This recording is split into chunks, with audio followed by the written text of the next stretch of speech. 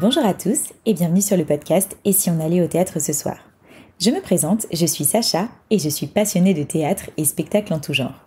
Sur ce podcast et sur le site du même nom, je vous donne mon avis sur des spectacles que j'ai vus dans l'objectif de vous donner envie d'aller plus souvent au théâtre. Dans ce 16e épisode, je suis super contente de vous parler d'un très beau spectacle qui s'appelle « Laurence d'Arabie ».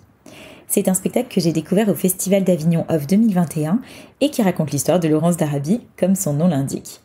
C'est une pièce qui m'a bluffée pour son originalité et sa qualité. Mais je vous donnerai mon avis plus en détail un peu plus tard dans l'épisode. Déjà, vous vous demandez peut-être pourquoi j'ai ajouté ce spectacle dans ma sélection Avignon 2021. Eh bien, c'est parce que c'est un spectacle écrit et mis en scène par Éric Bouvron, qui avait également adapté Les Cavaliers, le roman de Joseph Kessel, au théâtre. Pour Les Cavaliers, il a d'ailleurs gagné le Molière du meilleur spectacle de théâtre privé. J'avais découvert ce spectacle sur le tard, en 2019 au Festival d'Avignon également, et j'avais été complètement transportée par l'univers.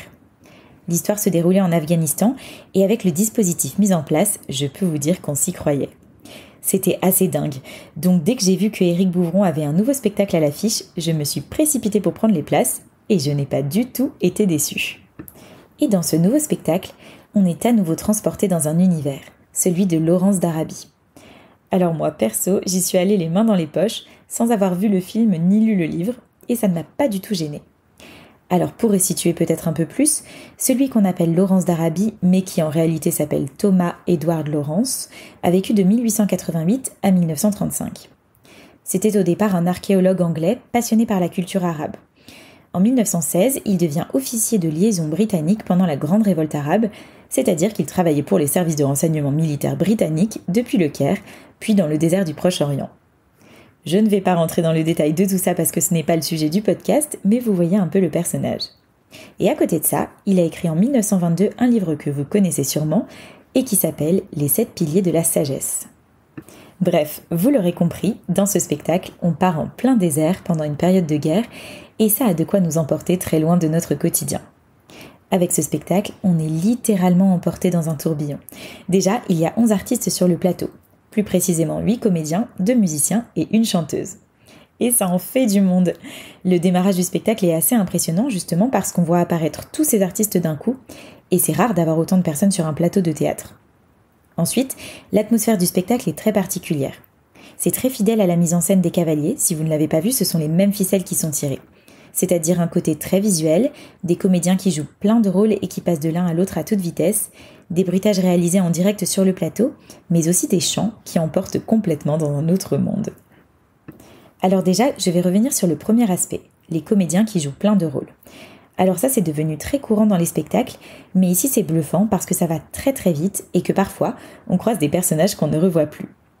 Et je précise aussi, très important, que le niveau des comédiens est excellent. Ils sont vraiment tous super doués. Et ce qui est top, c'est que malgré l'histoire qui n'a rien de très drôle, Éric Bouvron a su apporter des rôles et beaucoup de scènes comiques. Il y a notamment l'ami et assistant de Laurence qui fait vraiment rire tout le monde. Il a une personnalité de dingue et chacune de ses interventions fait rire les gens dans la salle. Et il y a un autre comédien qui joue un chameau. Alors ça ne dure qu'un moment, je vous rassure, mais c'est une super idée d'avoir matérialisé le chameau de cette façon, et pareil, c'était super drôle. Et puis le spectacle est très très visuel. Honnêtement, je me suis demandé combien il fallait d'heures de répétition pour monter une pièce pareille. Parce qu'il n'y a pas vraiment de décor et seulement quelques accessoires, et pourtant, il y a plein de moments vraiment magiques qui sont faits avec 3 fois rien. Par exemple, un moment, il y a une scène dans le désert où la troupe va combattre, et avec juste des turbans, de la musique et un peu d'imagination bien sûr, on s'y croit vraiment. C'est hyper ingénieux et ça rend le spectacle très beau. Et ce qui est très bien fait également dans ce spectacle, ce sont les bruitages. Tout est fait en direct sur le plateau, y compris de tout petits bruitages comme une baffe par exemple. Le travail de coordination est incroyable, encore une fois un boulot de dingue, mais c'est très original et c'est tout simplement génial. Et il y a 2 musiciens et une chanteuse sur le plateau qui sont très bien intégrés dans le spectacle. Ils apportent vraiment quelque chose et contribuent largement au côté un peu immersif de la pièce. La chanteuse a une voix incroyable et avec les effets de son qui sont ajoutés, ça transporte complètement dans un autre univers. C'est très arabisant et très onirique. Bref, je crois que vous l'aurez compris, j'ai adoré ce spectacle parce qu'il m'a complètement transportée ailleurs. Il dure 2 heures mais il passe à toute vitesse et j'ai pas eu le temps de m'ennuyer alors qu'il faisait super chaud dans la salle, c'est dire. Donc si vous voulez passer 2 heures dans le désert d'Arabie, foncez voir ce bijou et je pense que vous ne serez pas déçus. En revanche, pour moi, c'est quand même un spectacle qui s'adresse à des personnes qui ont l'habitude d'aller au théâtre parce qu'il requiert pas mal d'imagination. Comme il n'y a pas de décor et que les comédiens incarnent plein de personnages sans forcément changer de costume, il faut être habitué au code du théâtre pour pouvoir en profiter pleinement. C'est pas non plus inaccessible évidemment, mais je pense que les personnes n'ayant pas du tout l'habitude d'aller au théâtre préféreront une pièce plus classique parce que là, ils ne se rendront pas compte de tout le travail que ça représente et à quel point cette pièce est réussie. Pour les infos pratiques, sachez que ce spectacle est en tournée, donc regardez s'il passe près de chez vous, et j'espère qu'il posera bientôt ses valises à Paris pour que vous puissiez en profiter, si vous êtes parisien bien sûr. Et voilà, c'est déjà la fin de ce 16e épisode du podcast. Restez connectés car de nouveaux épisodes arrivent bientôt. En attendant, si cet épisode vous a plu, n'hésitez pas à aller voir le spectacle, évidemment, et aussi à mettre une note ou un commentaire sur ce podcast et à le partager autour de vous.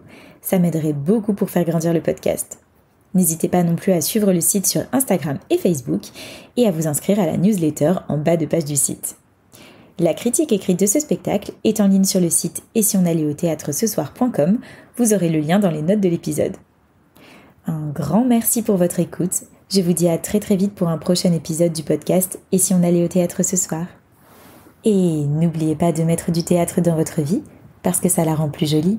Bye bye.